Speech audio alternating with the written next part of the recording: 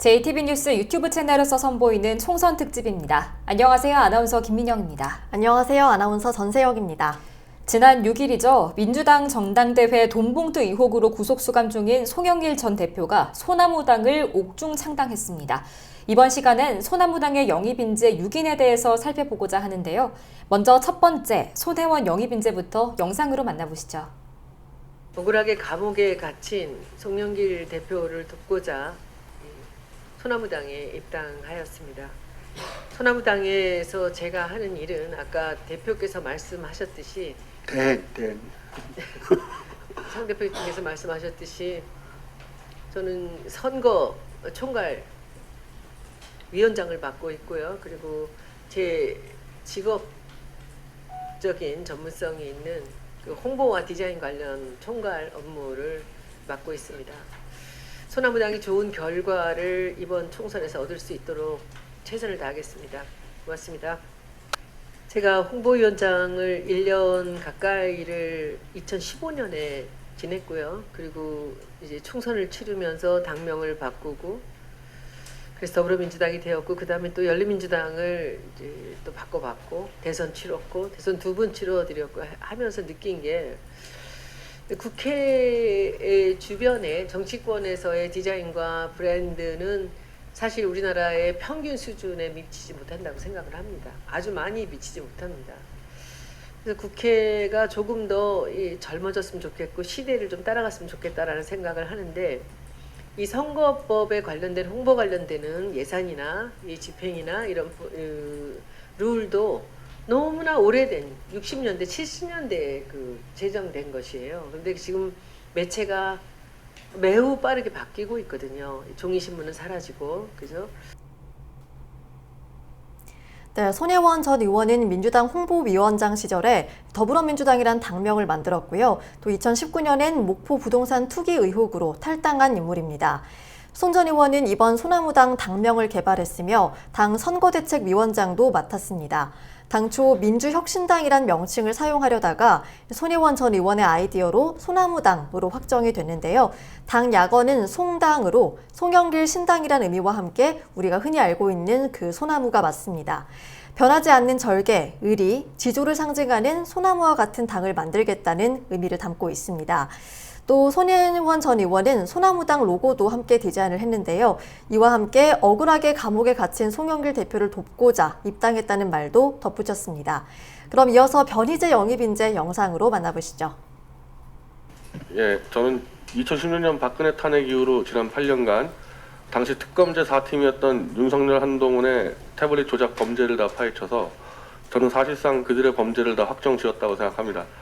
그러나 권력과 언론이 통제하면서 이 사실이 알려지지 않았는데 송영길 대표만 유일하게 기성정치인으로서 제 책 윤석열과 한동훈의 태블릿 조작 범죄를 다룬 이 책을 정독을 하고 이에 동의를 하고 이 이슈를 제기하다가 윤석열과 한동훈에 의해서 보복에 의해서 지금 구속이 됐습니다.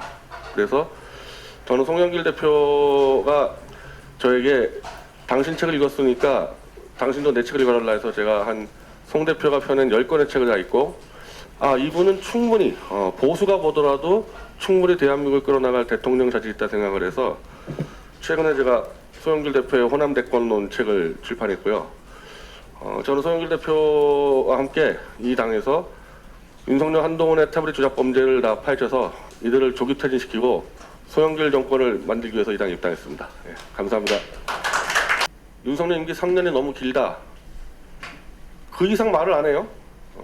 3년이 긴데 어떻게 하겠다는 말은 없는데 최소한 저는 이미 윤석열, 한동훈의 완벽하게 드러난 조작 범죄를 갖고 있고 저 말고도 윤석열 퇴진 집회에 같이 참여했던 백은종 서울의 소리 대표, 유탐사 강진구 대표 등도 각자의 취재를 통해 그들의 범죄 행위를 갖고 있기 때문에 저는 저희가 원내에 진입하면은 윤석열, 한동훈을 1년 안에 퇴진시킬 확실한 자신이 있기 때문에 조국 신당에게 같이 1년 안에 퇴진시키자. 3년은 길다 이렇게 어설프게 하지 말고 같이 1년 안에 퇴진시킬 것을 같이 공약할 것을 제안합니다. 네, 변희재 영입인재는 미디어워치 대표로 소나무당 뉴미디어 특별위원장을 현재 맡고 있습니다. 변 대표는 JTBC가 김한수 전 청와대 행정관과 공모해 태블릿 PC를 입수한 뒤 파일을 조작하고 최순실 씨가 사용한 것처럼 보도했다는 JTBC의 허위 사실을 퍼뜨린 혐의 등으로 구속 기소된 바 있는데요. 1심에서 징역 2년을 선고받았으나 2심 재판부가 보석 청구를 인용해 풀려났습니다. 변 대표는 소나무당에 입당해 최소한 1년 안에 태블릿 조작 주범들인 윤석열, 한동훈 일당을 퇴출시키고 송영길 정권을 창출해 나가겠다고 밝혔습니다. 이어서 최대집 영입인재의 발언 살펴보시죠.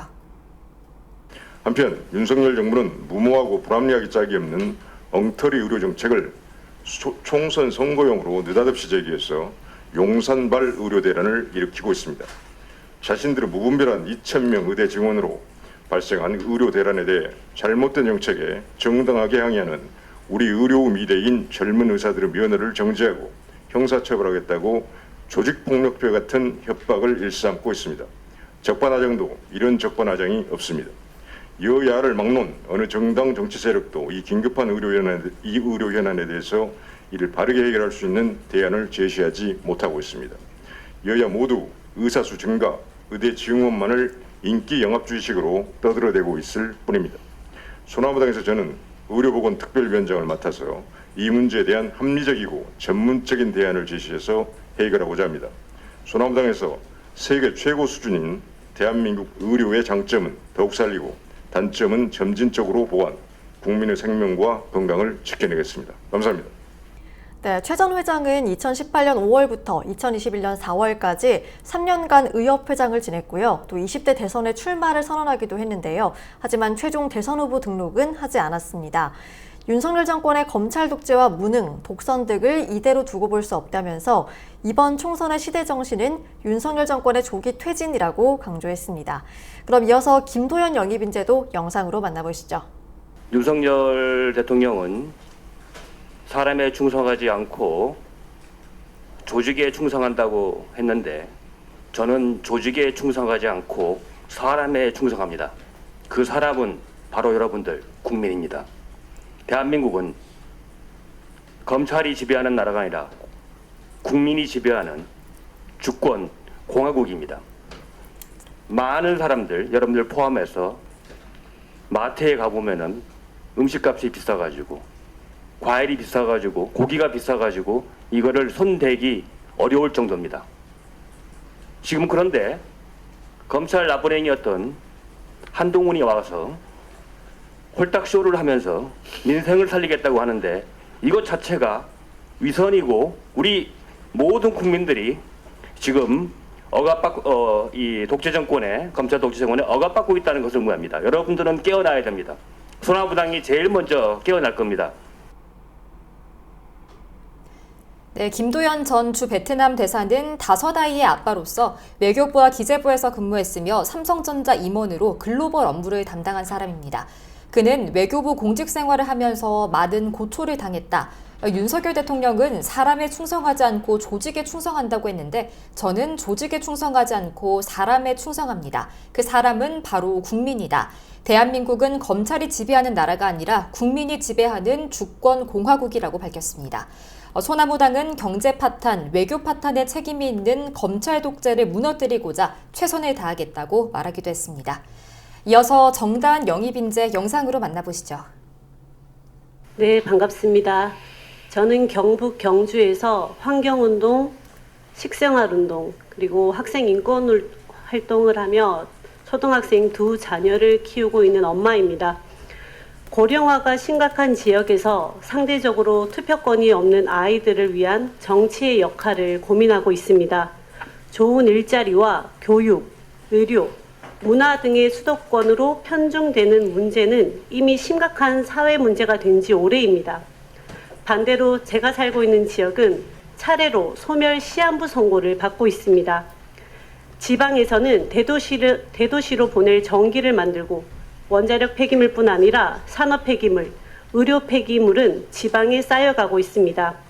이러한 불균형을 해소하고 지역이 살아야 대한민국이 존재할 수 있습니다. 저는 이 일을 위해 목소리를 크게 낼 생각입니다. 모든 지역이 존중받는 대한민국을 위해 엄마의 마음으로 따뜻한 정치를 하겠습니다. 감사합니다. 정다은 전 대변인은 고령화가 심각한 지역에서 상대적으로 투표권이 없는 아이들을 위한 정치의 역할을 고민 중이라고 말을 했는데요. 지역에는 산업 폐기물, 또 의료 폐기물이 쌓이고 있다면서 불균형을 해소하고 지역이 살아야 대한민국이 존재한다고 밝혔습니다. 그래서 이 일을 위해 목소리를 크게 내겠다, 엄마의 마음으로 따뜻한 정치를 하겠다고 말했는데요.